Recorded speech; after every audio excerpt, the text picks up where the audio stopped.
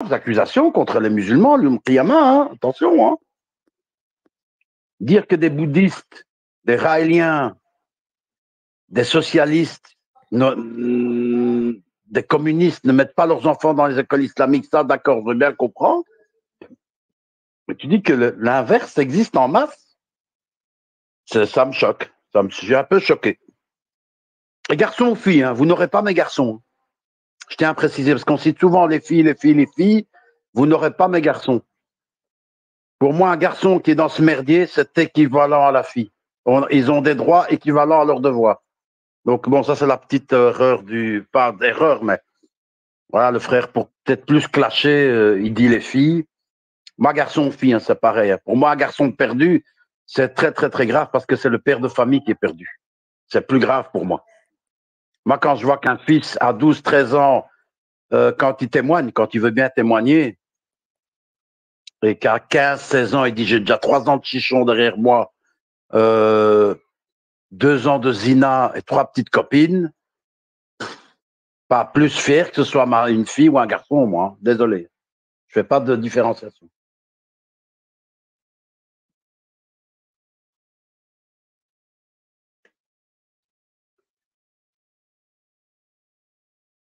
Donc voilà, hein, les frères intervenants. Et si d'autres veulent intervenir, bismillah. Hein.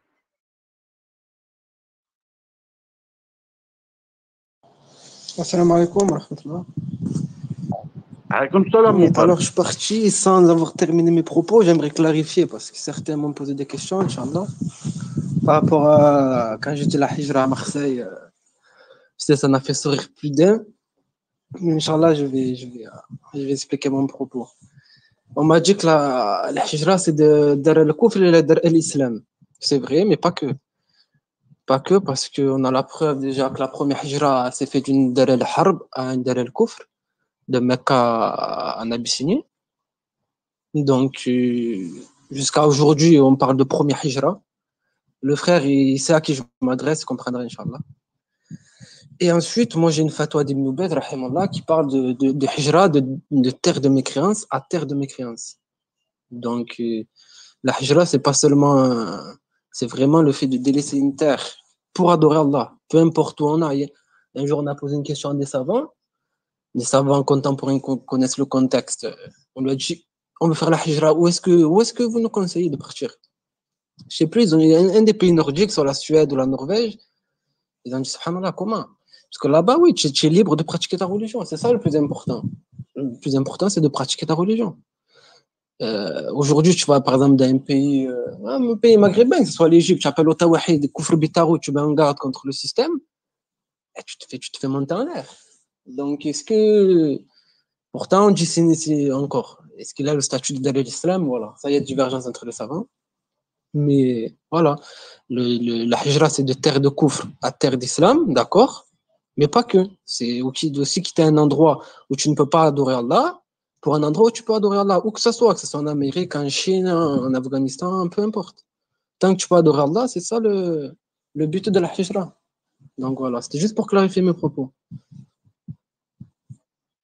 Barakallahu fik, akhi. Et je voulais te poser une question par rapport à ces endroits de hijra. Si tu as un endroit où tu peux, on va dire en changeant de quartier, comme tu expliques si bien, à Marseille, on va dire tu as 20%, et tu as un autre endroit où tu as 80-90% de ton dîn qui peut être appliqué. Lequel des deux, est-ce que le musulman, il peut choisir celui qu'il veut, ou il doit privilégier là où il y a le plus, parce qu'il me semble, mais je peux me tromper, hein, Allahu A'lam, il me semble que les Sahaba qui a fait justement la première hijra en Abyssinie, Allahu A'lam, il faudrait reviser les textes, mais je crois que dès qu'ils ont entendu que le prophète sallam, il avait fait la hijra à Médine, ils l'ont rejoint. Oui, mais c'était pas une obligation. C'était pas une obligation, ils l'ont rejoint, mais c'était pas obligatoire. Après, les savants, ils ont dit quoi? Ils ont dit la hijra devient obligatoire devient wajib, c'est-à-dire que si tu le fais, quand on parle de wajib, si tu le fais avec intention et suivi du prophète sallam, tu es récompensé. Si tu le délaisses, tu mérites le châtiment. Tu mérites le châtiment parce qu'Allah il pardonne beaucoup. Si tu peux pas pratiquer ta religion, il devient obligatoire pour toi d'émigrer d'un endroit où tu peux pratiquer ta religion. Ensuite, quand tu as le choix, comme tu as dit, entre les 20% et 90%, si tu es dans un endroit où tu peux pratiquer ta religion, mais tu as un endroit qui est mieux, ils ont dit c'est mustahab, c'est recommandé, c'est préférable. Mais c'est pas obligatoire, ça sera mieux de quitter cette terre-là. Parce que tu as moins de péchés ou peu importe la raison. Mais c'est sûr que ça devient préférable. C'est mieux. Et même en France, ça peut se faire en France. Hein. Moi, je t'ai dit, je suis allé là où je suis à Marseille. Pour ceux qui connaissent, j'ai fait l'expiat. L'expiat, c'est le Comore. Tous les gens ils sont musulmans, tu as beaucoup de pudeur, tous les snacks sont halal. Tu fais tes prières, il n'y a pas de problème. Comparé en France, certains endroits, c'est pas le cas. Tu vas sortir en camis, on va te regarder de travers. Tu as la barbe, c'est dur pour l'emploi. Et à Marseille, les femmes, elles veulent mettre le niqab, elles mettent le niqab. On est en France, d'accord. À Marseille, elles veulent mettre le niqab.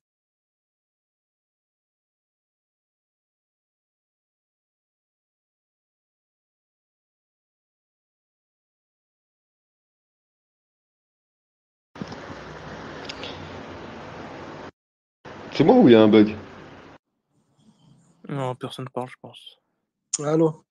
Moi, je n'entends plus le frère. Ouais, Hein. le frère, il parlait des sœurs à Marseille qui pouvaient mettre le niqab comme elles le désiraient. Après, ça a coupé. Voilà, ouais. Je disais que les sœurs, elles veulent mettre le niqab, elles mettent le niqab à Marseille. Ils vont pas s'amuser à aller lui enlever ou la contrôler ou l'embarquer. Il n'y a pas de ça. Hein. Moi, Mais c'est vrai ce que tu dis, moi. J'ai la famille à Frévalon. Après, Je marie une de mes sœurs avec un frère là de Marseille.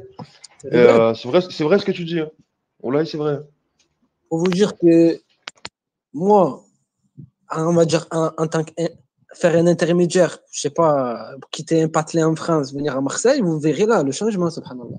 Et moi, j'ai connu des frères qui me disent oui. Franchement, j'invite les gens à venir à Marseille. Tu as une communauté, c'est familial. Tu retrouves le plus d'islam en apparence. Rien que l'apparence, c'est important, c'est un rappel. Hein. Tu vois des frères, des sœurs en kamis, un djellabib, c'est un rappel.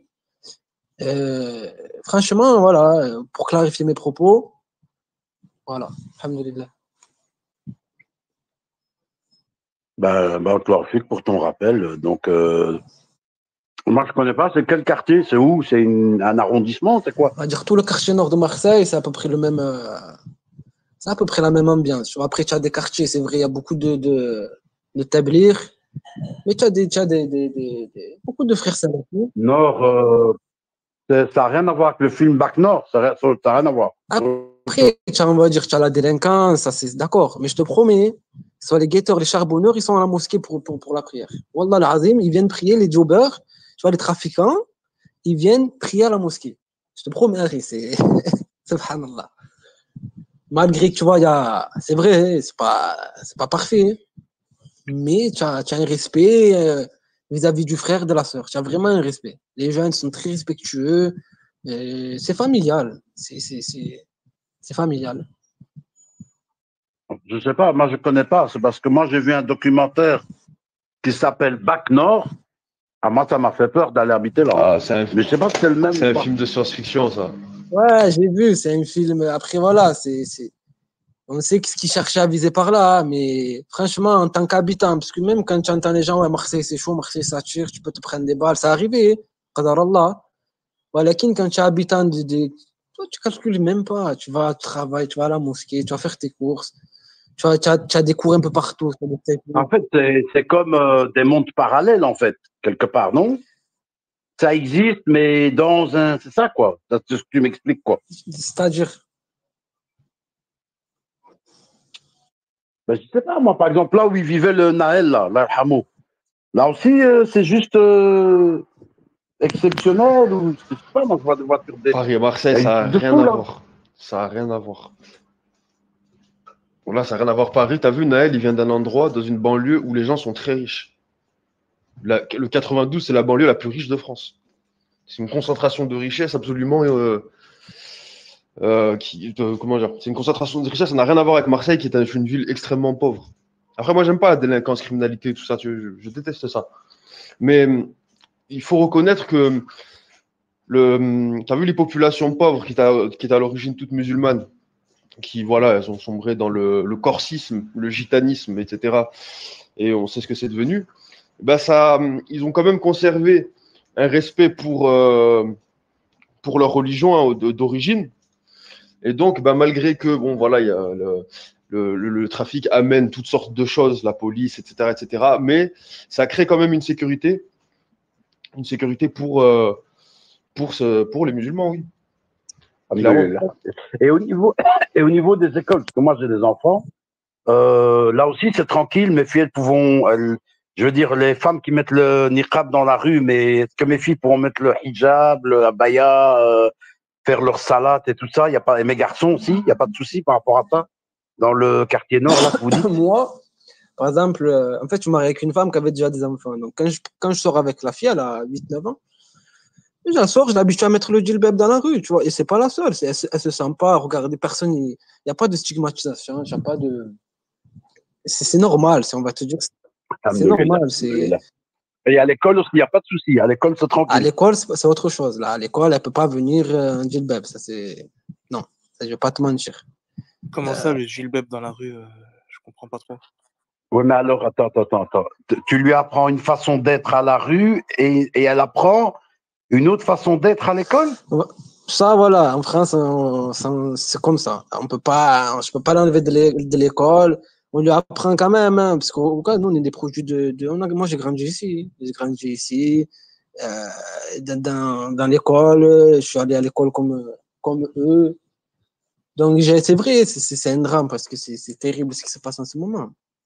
Mais là, non, c'est pas parce que forcément elle va grandir dans l'école. Ah oui, ça c'est. Moussa, il a été élevé chez Pharaon, hein. Mais c'est pas la règle, c'est une exception. Attends, Toustari, je viens d'entendre quelqu'un, il me dit, écoute, il y a un risque. Je joue à la roulette russe.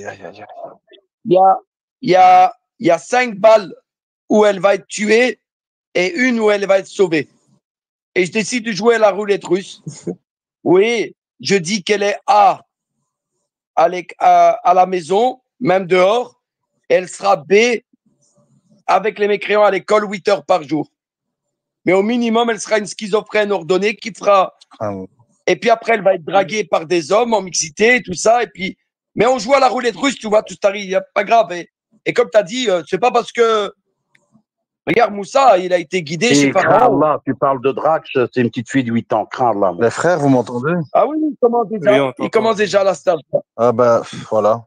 Malheureusement, je peux pas filmer. Moi, je comprends pas, Harry. Malheureusement, je peux pas filmer. Ta fille, tu lui mets un djellab pour sortir. Qu'est-ce qui se passe, Non, mais non, je peux pas filmer. Si je raconte, on me croira pas. C'est ça le drame. Mais dis-le avec la parole alors. Ouais, mais bon, c'est gênant, mais. Voilà, moi j'ai culpabilisé aujourd'hui que j'avais pas été à la mosquée. Alors j'y ai été. Chaque fois que je viens, je regrette, mais bon. Qu'elle me pardonne, hein. Voilà, je sors des choses, mon frère, inimaginables, on n'a jamais vu de notre vie et que je le vois. Donc je sors de la mosquée, et on était à 10, quoi, pour la Hassad, dans la mosquée en France, à 15 minutes de chez moi, là. Et je vois il y a tous barbus, hein, des grandes barbes, arabes et tout ça. Et on sort, et je vois un couple de mécréants en face, son mari et sa femme, avec des tatouages, tout ça. Ah, salut Saïd, ça va? T'as réparé ta Jaguar? Elle est toujours au garage. Et alors, je vois le barbu en djellaba qui se rapproche de ce couple. Il fait la bise à l'homme, il fait la bise à sa femme, et puis il commence à rigoler. Des trucs de fou, mon frère. C'est incroyable, quoi. C'est. Devant moi, à l'instant, Harry, t'es pas dans le. C'est à l'instant où je vous parle, là. Ça vient d'arriver maintenant. Va à Marseille dans les quartiers nord, t'as pas tout ça. Va à Marseille dans les quartiers nord. Non, mais attendez, pendant la prière, Jean-Louis, j'ai eu comme une inspiration. J'ai une analogie, je voudrais la partager avec vous pour voir si ça vous parle. Je peux? Quitter le space ou pas? Non, je crois pas. Non, c'est pas méchant, c'est pas. Non, c'est gentil. C'est pas violent. Non, c'est pas hardcore. Écoute bien, c'est une petite histoire qui m'est venue dans la tête et je me suis dit tiens, c'est pas mal pour expliquer l'histoire de RN, Mélenchon, on reste, on part et tout ça là. Donc, allez, ça dure 2 minutes, hein, un petit peu d'attention. Imaginez-vous, vous êtes au travail en France, vous êtes musulman et vous avez des problèmes d'argent. Et vous avez un collègue de travail, mécréant, qui dit, ah, t'as des problèmes, Mohamed, ouais, ah ouais, je vois, oh là là, ça doit pas être facile. Écoute, viens à la maison ce week-end, on fait un barbecue, on va en discuter et on va voir ce qu'on peut faire. Ok. Alors, Saïd, il dit, écoute, nous, on est des musulmans pratiquants, ça te dérange pas? Non, non, non, non, pas de problème, viens avec ta femme, tes enfants, etc. Bon. Alors Mohamed, il va le week-end au barbecue. Il sonne à la porte. Bon, sa femme est en djilbab, ses enfants, ben, c'est quand même des petits musulmans un peu polis, quoi. Ils disent, et voilà, ils disent Allahu Akbar, Inch'Allah, Bismillah avant de manger, voilà, juste ça, quoi, c'est pas méchant. Et donc, il rentre, et là, il y a deux scénarios. C'est là où on en vient au cœur de l'histoire. Scénario A, le collègue de travail, il voit arriver Mohamed avec sa femme en djilbab, les enfants qui disent tout le temps Bismillah, Inch'Allah, Salam alaikum, etc. Il les reçoit. Il dit, je vais quand même pas les laisser sur le pas de la porte. Il est un peu choqué par la tenue de la femme. Il regarde vite les voisins. S'il ne le regarde pas de travers, il les laisse rentrer. Et puis il se réunit au salon. Il dit, écoute, Mohamed, je t'aime beaucoup. T'es un super collègue. On s'entend bien. Mais honnêtement, nous ici, on peut pas supporter ça, quoi, tu vois. Ta femme en djilbab, tes enfants qui disent Bismillah sans arrêt, les voisins, qu'est-ce qu'ils vont dire? Honnêtement, c'est pas contre toi, Mohamed, mais je préfère que tu retournes chez toi. Ça va pas, en fait. Je savais pas que vous étiez aussi pratiquant que ça. Je crois que là, c'est trop, en fait. Ta femme est en djilbab noir et tout ça. On peut vraiment pas. Ma femme a peur. Mes enfants sont choqués. S'il te plaît, on se voit lundi au boulot. On en reste là. Ne m'en veux pas.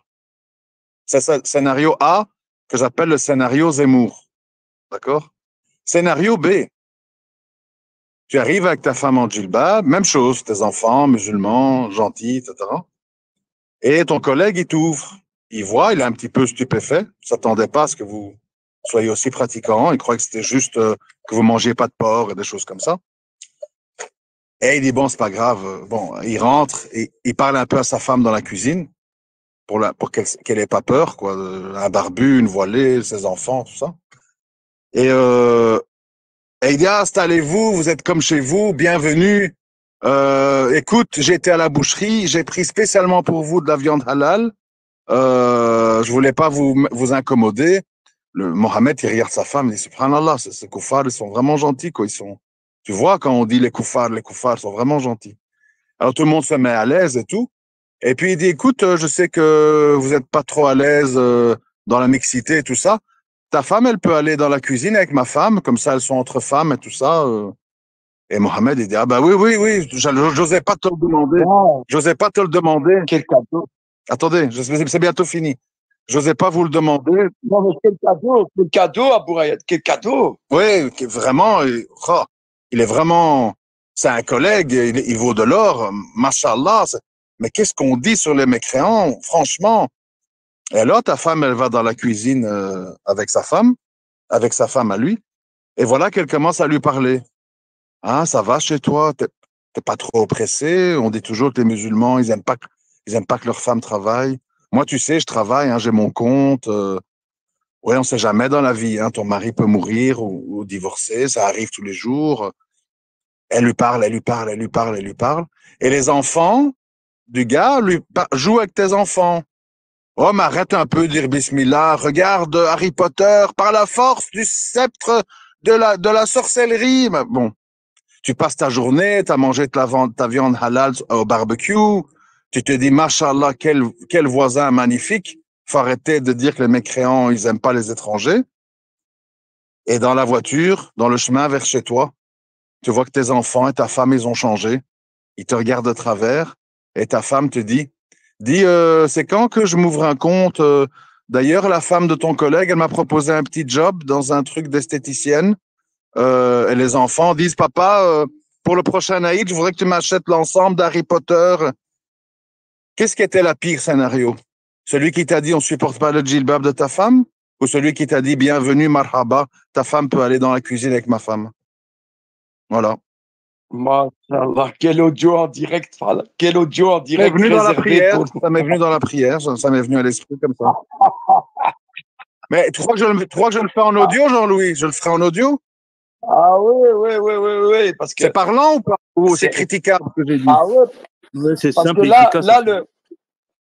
Ah ouais, parce que ce qui est en parabole, ce qui est très bon, c'est que même le petit musulman appelé Sarrazin par ses ennemis, il va dire, ah ouais, c'est vrai que, ah ouais, peut-être que moi, je suis bien avec mon couscous et mon tagine halal, mais pendant ce temps, ils sont en train de kidnapper ma femme et mes enfants, ils se retournent contre moi dans ma propre famille. Ben, c'est un peu ça, hein, la gauche. C'est ça qu'ils font. Hein. Ils travaillent au corps. Ils te rejettent pas. Aïe, aïe, aïe. C'est pour ça qu'après, tu te dis, mais attends, moi, je suis super bien avec le mécréant. Il m'appelle Momo. Je suis super content avec lui.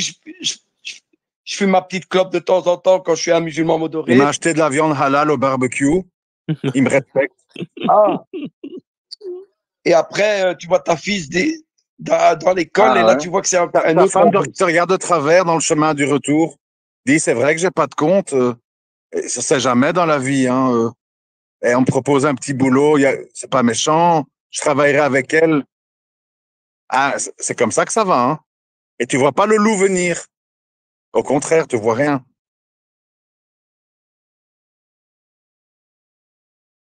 Je sais pas si Toura, c'est un frère, mais voilà, il n'y a que les frères qui sont acceptés ici. Hein. Il n'y a pas de sœurs. Ouais, malheureusement, il n'y a pas d'ourtier. Malheureusement, Tu m'as dit quoi, comment? pourquoi t'as dit malheureusement? Heureusement, pas malheureusement. Ah, ouais, ouais. Après, malheureusement aussi, Heureusement. qu'on Ouais. peut pas. Malheureusement, c'est pas une Malheureusement, discothèque. Ouais. Non, mais quand On même, aimerait tellement, malheureusement, on aimerait tellement parler de Dean dans un mais festival non. de Tomorrowland Mais non, tu mélanges avec tout. un peu d'ecstasy, un peu de Tu femme, un mélanges peu tout, de Herri. transgenre. Non, C'est dommage. tu mélanges tout, Herri. Mais Je dis malheureusement qu'on peut pas interagir avec tout le monde, hommes, femmes, petits, grands, moyens. Non, je sais, mais vois. je dis ça pour ceux qui ont mal compris, pas toi. Pour Voilà. ceux qui- C'est dommage que les femmes dans le spectacle aujourd'hui peuvent pas donner leur idée, quoi. Tu vois. Ah ouais, c'est terrible. Si elles peuvent, elles laissent un commentaire en bas à droite. Et Oui, mais on le lira, Inch'Allah. c'est pas comme en vocal, tu vois. C'est pas la même chose. On n'entend pas c'est sa pas le voix. vocal. Bah oui, c'est pas le le vocal. vocal, il y a des Le voix, vocal, c'est pas on les aime bien mêmes. entendre des voix. Toutes les voix ne se valent pas. Hein. merde, Certaines sont oh plus là là, mielleuses le que d'autres. Hein. Certaines voix sont plus mielleuses que d'autres. Non, Je suis pas du désolé. tout. Je crois Mais que ça va couper. Ah si, moi, il y a des voix, oh là là. On voit qu'elles sont intellectuelles, qu'elles ont du oh là là. bagou, qu'elles ont du bagage.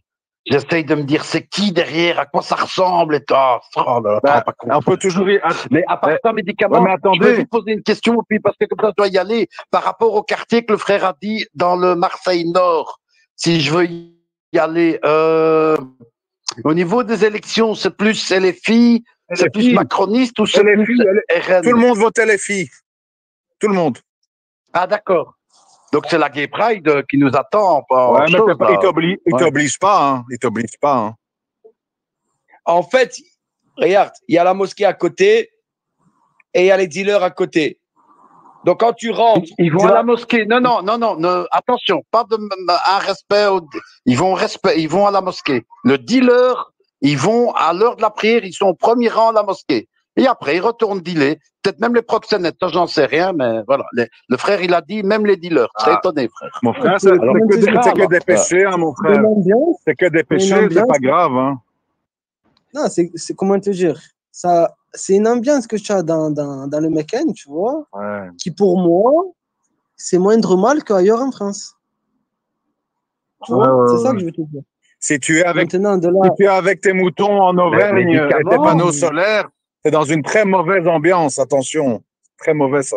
Je n'ai pas dit ça. Médicaments, tu n'avais pas fait un salon, la religion du moindre mal. Ça me rappelle. Ouais, en fait, c'est un savant, mais peut-être qu'il ne l'aime pas, c'est Saïd Qutb.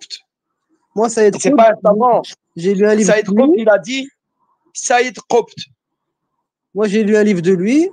Subhanallah, il a eu une réflexion magnifique. Et vraiment. Ouais, je vais te dire ce qu'il a dit. il a dit qu'aujourd'hui, les musulmans, ils ont pris comme religion la religion du moindre mal. Une règle de jurisprudence qui est le moindre mal, ils en ont pris une religion. Parce qu'ils mettent la règle de moindre mal à toutes les sauces. C'est comme s'il n'y avait plus de bien. Il n'y a plus que faire le moindre mal. Et choisir toujours le moindre mal. Et toujours faire le moindre mal. C'est comme s'il n'y avait plus de bien dans notre religion. Marie, il faut toujours choisir le moindre mal. Non, t'as pas compris. T'as pas compris. C'est devenu une religion adorée à la place d'Allah. C'est-à-dire qu'avant de choisir le moindre mal, il faut déjà choisir le bien. Et nous, on choisit toujours le moindre mal. Moindre mal, moindre mal, moindre mal. C'est ça. Et le bien. C'est ça qu'il faut faire. Quand tu as le choix entre Louis, choses, tu vas choisir le moindre mal. Non, non. C'est en soi, le moindre mal, c'est un bien. C'est pas juste. C'est pas juste. Attention, parce que, attends, Abouayen, parce qu'il y a des mains levées. Mais c'est pas juste ce que tu dis. C'est pas juste. Je te jure, tu te trompes. Tu dis, Jean-Louis, tu m'entends? Je t'entends. Ouais, je vais passer la frontière, ça va couper, je vais parler après. D'accord, à tout de suite. Dancing. Akhi, Jean-Louis, si je peux te poser une question, tu vois. Je suis pas en train de dire qu'elle n'existe pas, la règle. Je dis qu'il la met à toutes les sauces. Moi, est-ce que je peux te poser une question? Tu me réponds concrètement. Si tu n'as pas la réponse, tu me dis je sais pas. Si tu as la réponse, tu me réponds, Inch'Allah. C'est quoi aujourd'hui le hukm, tu vois, le statut de la personne qui reste en France? C'est quoi son statut? La personne qui peut émigrer, qui a la possibilité d'émigrer, mais qui reste en France. Qui a la possibilité d'émigrer? Elle a la possibilité d'émigrer, mais elle reste en France. Ah, elle est empêchée. Hein. Elle commet un péché. Non, non, elle non. commet non, un péché, ouais. Elle commet pas de péché. Non. C'est juste qu'elle veut profiter de l'État français, de l'argent français, de le chômage, tout ce qui se passe, les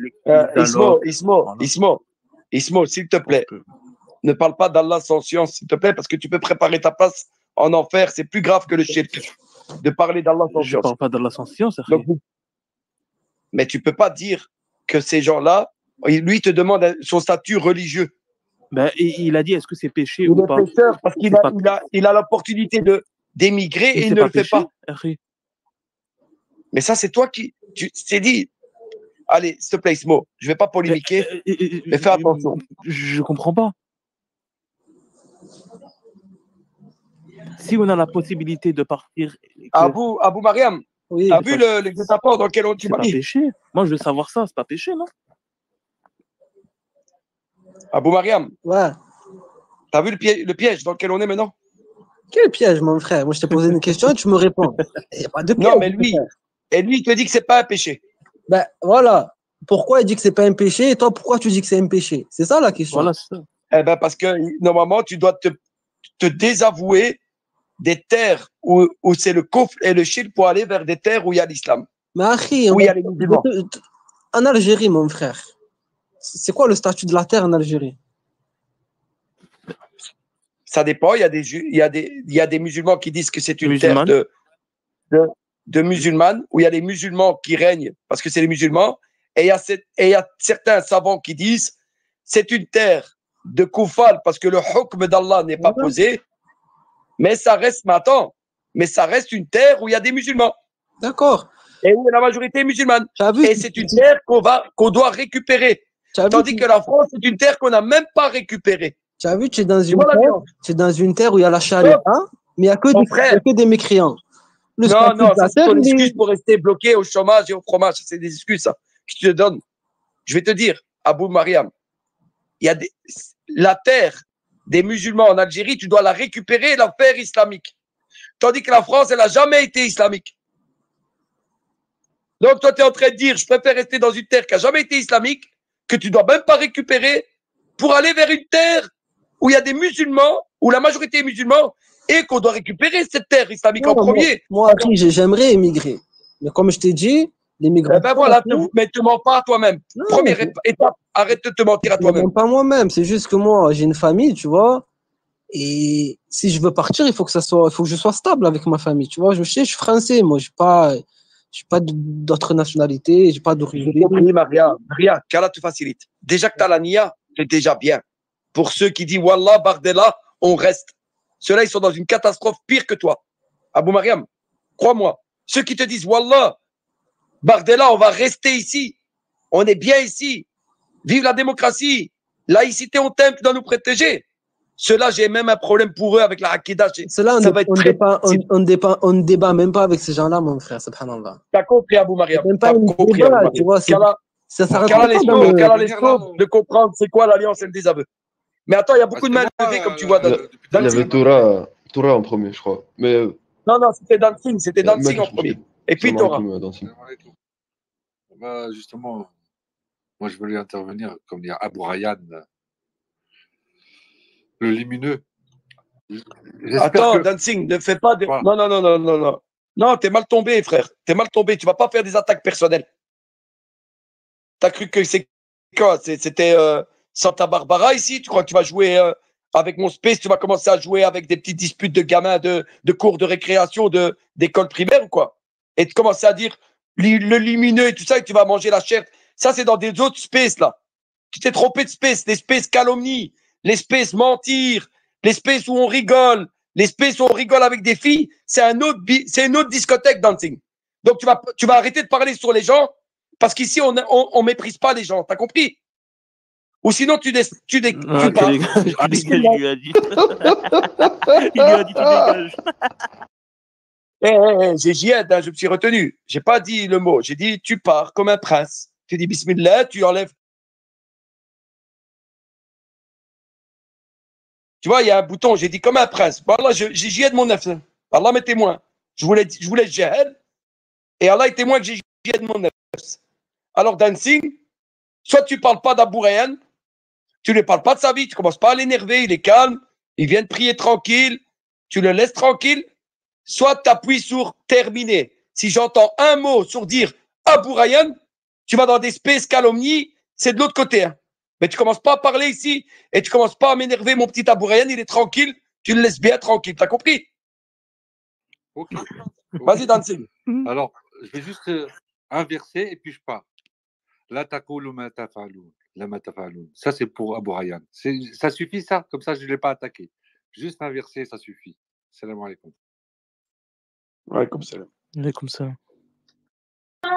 Le verset signifie pourquoi dites-vous ce que vous ne faites pas?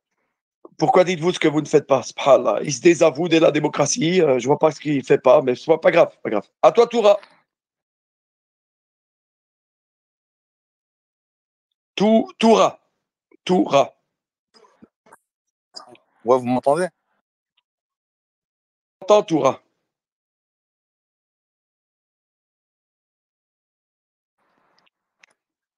Ouais. Toura, on t'entend plus. On t'entend mal, Toura. En fait, j'allais dire, on connaît tous Toura. l'histoire de Ashab. Le récit de Ashab al-Ukhdud. C'est moi ou on n'entend pas? Je n'entends pas du tout. Il doit remonter et redescendre, je pense. Non, j'entends rien, j'entends rien. Au suivant.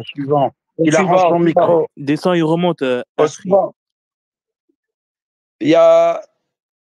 C'était Tony, Pacha et puis Promo. Colonel a la main levée depuis un bout de temps. Hein. Non. Non, c'est pas si longtemps tout ça. Pas d'avantage, il n'y a rien du tout. On est dans l'ordre. Donc il y a Tony, je pense, et puis c'est Colonel, et puis c'est Prolomark. Qu'Allah me pardonne si je me trompe. Mais si Colonel veut prendre la parole, il n'y a pas de problème. Donc Colonel, il te laisse la politesse, Tony. Non, vas-y, Tony, je passais en Il est sous ton tunnel en France, là, laisse-le. Ouais, ça m'aille comme les frères, ça m'aille comme les gens de mon frère, comment vas-tu? Wa alaykoum salam.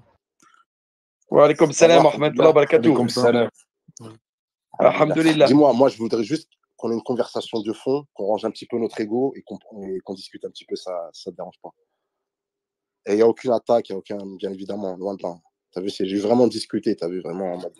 Tu viens avec l'aile de la miséricorde. Frère, Inch'Allah, je suis pas là pour... au contraire. En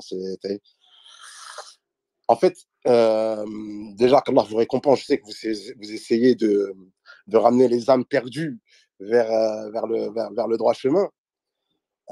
Effectivement, on est beaucoup ici, et pas qu'ici, hein, dans le monde, à être des âmes perdues. Je me mets dedans, hein, parce que moi, ici, la discussion qu'on va avoir, je tiens à rappeler, à clarifier qu'ici, je ne suis nullement un exemple. C'est-à-dire, je suis pas un exemple. Je suis pas quelqu'un ici que, tu vois, donc je suis pas là pour faire la morale ou dire quoi que ce soit, etc. Tu vois. Mais le problème, c'est qu'effectivement, quand on parle de religion, on endosse une certaine responsabilité, tu vois.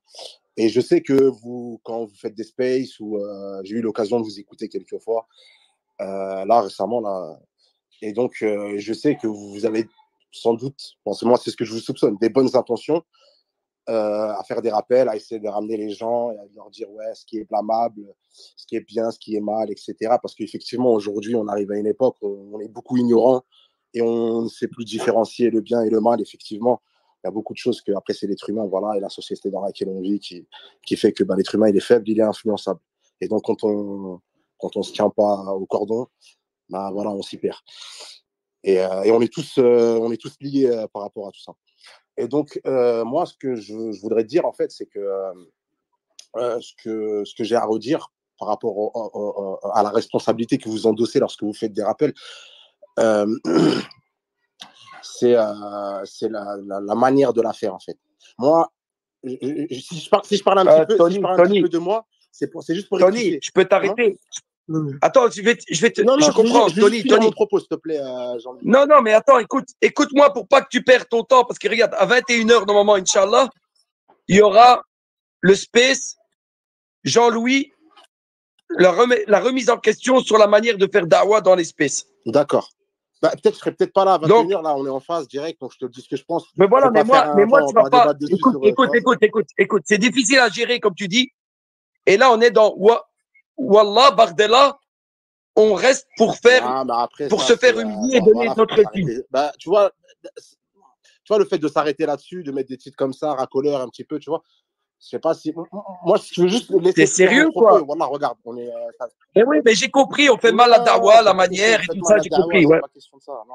C'est juste, regarde, moi-même, je t'ai dit. Attends, Tony, moi, je vais te poser une question. Vraiment, parce que je sais où tu veux nous amener. Nous, on connaît par cœur. Comme je vous ai dit. Non, mais attends. Je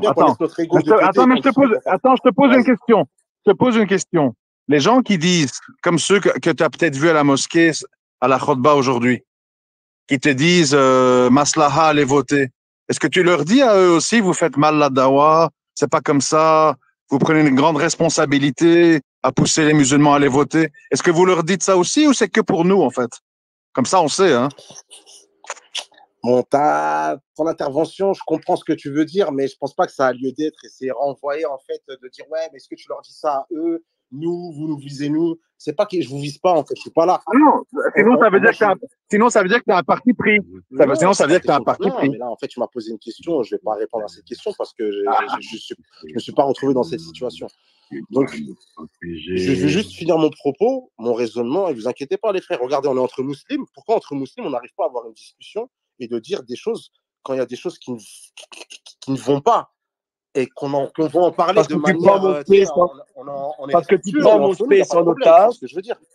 Mais regarde, je vais te dire, parce que tu prends mon space en otage, on est en train de parler d'un sujet et tu es en train de me faire une thérapie qui aura lieu à 21h. Je vais demander à mon peuple musulman, pardon de ne pas avoir été assez dur avec vous et de ne pas pouvoir vous fouetter quand vous êtes en train de mentir sur l'islam. Mais t'inquiète pas, je ferai tout bien propre. Je vais m'excuser pour la manière dont je fais la dawa, que je suis pas assez dur avec vous. Je vais m'excuser, t'inquiète pas, tout va se faire. Ne t'inquiète pas, je vais vraiment tout m'excuser. Comment j'ose? Et que ceux qui sont dans le mimbar, en train de mentir sur l'islam, à dire je suis pas venu en Europe pour voir le Front National. Allez voter pour Mélenchon parce que allez voter pour Mélenchon parce que je veux pas que le FN, j'ai pas signé pour ça. On n'a pas fait le djihad pour la France. On n'a pas donné nos sangs pour mourir pour la France contre les nazis, pour retrouver des nazis à nos portes. Non. Et celui-là, tu vas pas lui dire, parce que lui, il va bien parler dans le mimbar. Il va parler arabe, il va donner une khotba, vous allez tous pleurer avec lui. Et puis pour finir, on va se retrouver sur TikTok avec des Wallah Bardella. On reste. On a fait le djihad pour la France, on s'est tué pour la France, on reste. Eh ben, moi, ma manière. Mais je vais m'excuser. il y aura un space à 21h. Je vais dire que je fais très malade. Je vais vous demander pardon. Pardon les Sarrasins musulmans qui suivent les imams de la République. Pardon d'être méchant avec votre ego. À toi, mon frère. Mais attends, Jean-Louis, mon frère. Ah, t'as pas fini. Attends, mais déjà, tu me coupes. Mais reste sur le sujet. Tu me mets dans des cases alors que je veux juste discuter avec toi, en fait. Il n'y a pas de problème. Mais reste sur le sujet. Mais c'est quoi le sujet? C'est quoi? Qu'est-ce que tu penses de la vidéo avec Voilà Bardella? C'est quoi le sujet? Je ne comprends pas. Moi, regarde, vous m'avez posé une question. Moi, j'ai une question à vous poser. On va dire 2 questions parce que la première, elle suit la deuxième.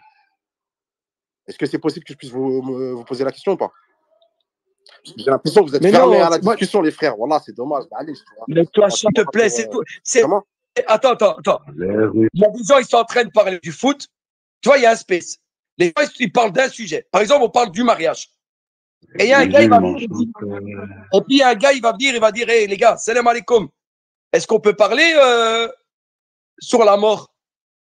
Je lui dirais, mon gars, c'est pas le moment. On est en train de parler sur un sujet. Pourquoi tu parles? On est en train de parler du mariage. Pourquoi tu parles de la mort? Et Tony, après, il dit, ouais, vous êtes fermé au sujet. Non, on essaye de rester sur un sujet. Il y a un space où il y a 120 personnes. Ils viennent parce qu'il y a, Wallah, Bardella, on reste pour se faire humilier avec et donner nos.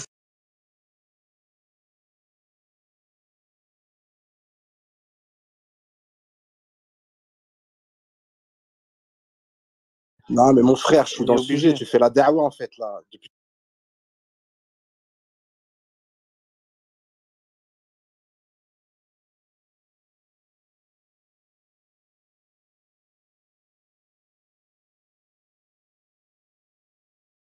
Zamaïzi qui se barre, t'inquiète, je l'ai fait avant toi. Il s'est barré.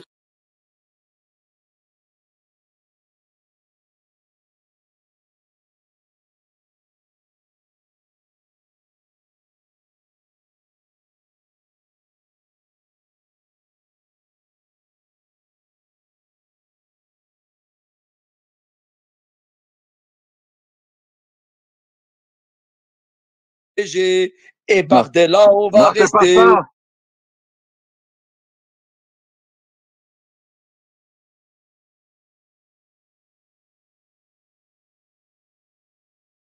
Bardella, on reste. Ouais. Non. Ah, mais attendez. On va se faire humilier. Donne notre fille. On va te donner notre fille.